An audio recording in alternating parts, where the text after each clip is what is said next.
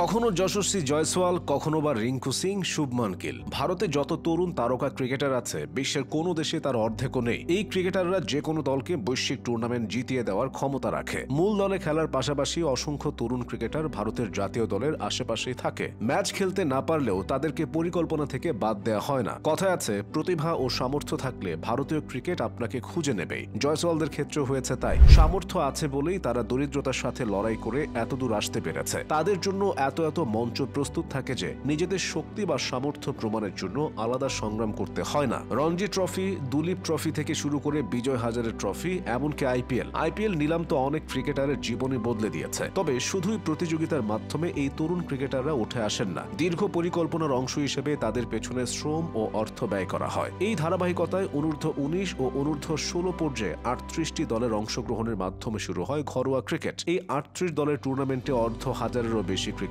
অংশ নেয়। সেখান থেকে বেছে নেওয়া হয় 150 জন ক্রিকেটার। দৈবচয়ন প্রক্রিয়ায় এই তালিকা করা হয় না, সুনির্দিষ্ট নিয়ম ও পরিকল্পনা মাফিকই কাজটা করা হয়। 5 জন নির্বাচকের একটা প্যানেল গঠন করে দিয়ে বলা হয়, তোমাদের কাজ হিরে খুঁজে আনা, ঘুরে ঘুরে এই টুর্নামেন্টের ম্যাচ দেখা আর ভারতবর্ষের কোথায় কোন অজপাড়া গায়ে পড়ে আছে অমূল্য রতন তা বেছে আনা। তারপরও 5 জন মানুষের পক্ষে তা অসম্ভব। তাই আম্পায়ার, ম্যাচ অফিসিয়ালস এবং স্থানীয় স্কাউট বা অভিজ্ঞ ক্রিকেট বোদ্ধাদেরও সাহায্য নেওয়া হয়। প্রতিটি ম্যাচে ম্যাচ রেফারিকে একটি করে পারফরমেন্স চার্ট দেওয়া হয়, যা দেখে নির্বাচকেরা কোন খেলোয়াড় ম্যাচের কোন মুহূর্তে রান করছেন তার একটা প্রাথমিক ধারণা পেয়ে থাকেন। এরপর প্রয়োজন বোধ করলে ওই নির্দিষ্ট একজনের খেলা দেখতে মাঠে নির্বাচক পাঠানো হয়। ম্যাচ বা টুর্নামেন্টের সর্বোচ্চ রান, সর্বোচ্চ উইকেট শিকারী বোলারদের নিয়ে দল নির্বাচনের সহজ প্রক্রিয়া এখন ভারতীয় ক্রিকেটে অতীত। আইপিএল দলগুলোর স্কাউটরা তো আরো গভীরে গিয়ে ক্রিকেটারদের খুঁজে বের করে আনেন। তারা আম্পায়ার, ম্যানেজার, স্কোরারদের সঙ্গে কথা বলেন। এদের রিপোর্ট আলাদা গুরুত্ব দিয়ে পর্যবেক্ষণ করা হয়। ক্রিকেটারদের পরিসংখ্যানের খাতায় থাকে সতর্ক নজর। বাছাই করা খেলোয়াড়দের নিয়ে শুরু হয় দ্বিতীয় ধাপের কার্যক্রম। প্রতিটি দলে 25 জন করে 6টি ভাগে ভাগ হয়ে পড়ে 150 জনের খুদে ক্রিকেটাররা।